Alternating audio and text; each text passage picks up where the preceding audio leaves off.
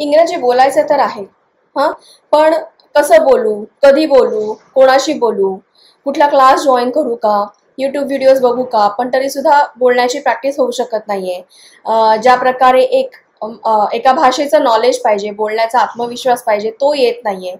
अशा भरपूर वेगवेगळ्या कारणांनी आपण इंग्लिश शिकायची इच्छा तर असते, पण घाबरून बसतो, स्वतःला मोटिवेट करत नाही, किंवा आपल्या ओळखीत कोणी असेल त्याला मोटिवेशनची गरज असेल, हो आज क्लास लावते, उद्या क्लास लावतो, असं करत करत मध्ये 2-3 वर्ष निघून जातात.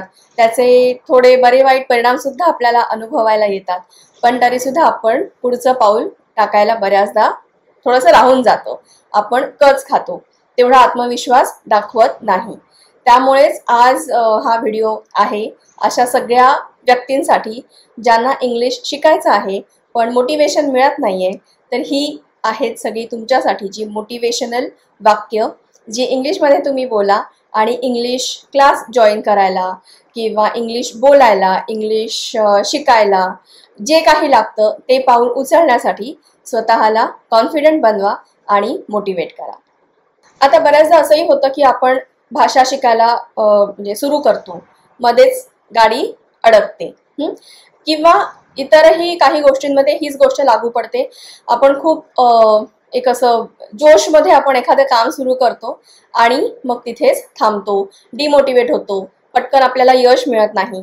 तर त्यावेळेला स्वतःला अगदी साध्या सोप्या शब्दात सांगायचं, कीप गोईंग, चालत राहा, पुढे जात राहा, थांबू नकोस.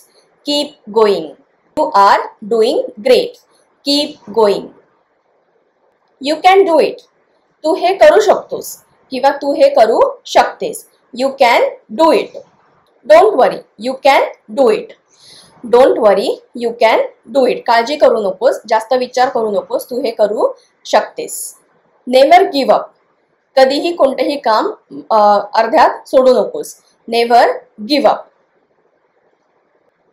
No matter how hard it is, don't give up. Stay strong, अजिबात डगमगायचं नाही. Stay strong. Stay strong, things will get better. Stay strong, things will get better. Don't lose hope. Don't lose hope.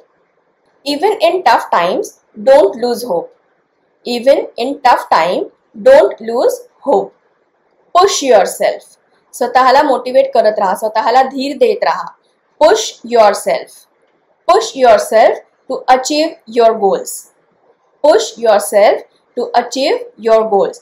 English एकदम अस्खलितपणे घाट बोलता आलं पाहिजे, त्याच्यासाठी स्वतःला push करायचंय, स्वतःला मोटिवेट करायचंय. कीप बिलिव्हिंग, स्वतःवर विश्वास ठेव.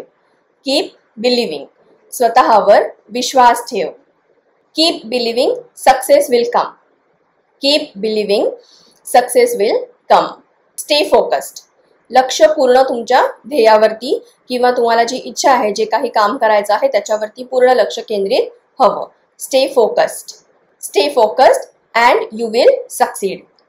Stay focused and you will succeed. You are almost there. You are almost there. बऱ्याचदा आपण काही साध्य करायचं असेल तर इतके त्या ध्येयापर्यंत पोहोचेपर्यंत इतके थकून गेलेलो असतो, इतके एक्झॉस्ट झालेलो असतो की आपल्याला ते अगदी हातातोंडाशी आल्यावर सुद्धा असं वाटतं जाऊ दे, सोडून द्या. तर त्यावेळेला स्वतःला हे सांगायचंय.